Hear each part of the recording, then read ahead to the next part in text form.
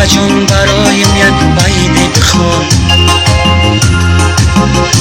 سرگذشتی عاشقیش بر من از کرد. گفت اگر خجون برایم یک بیت بخوان، سرگذشتی عاشقیش بر من گپ زد.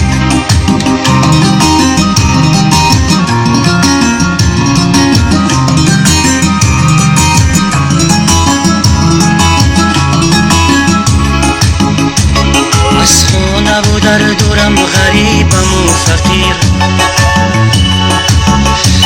در دامک عشق افتادم شدم مسیر.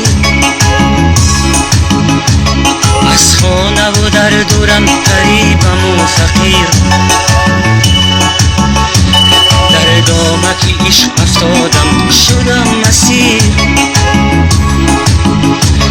مسافر بچه‌ام اسم شریفم خورشید، در دو غم و عشق بستم مرا با زنجیر.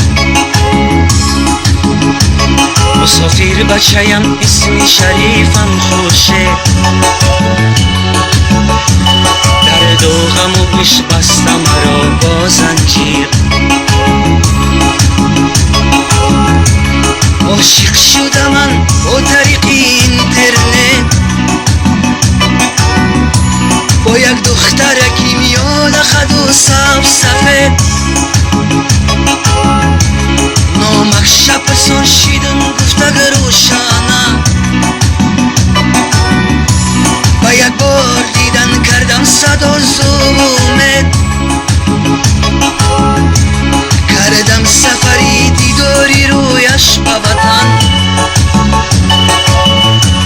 در باغ وطن وا خوردم با من.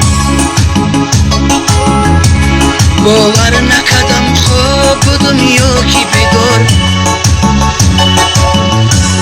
روشنه ای قصه با بدهی در حقیقتن.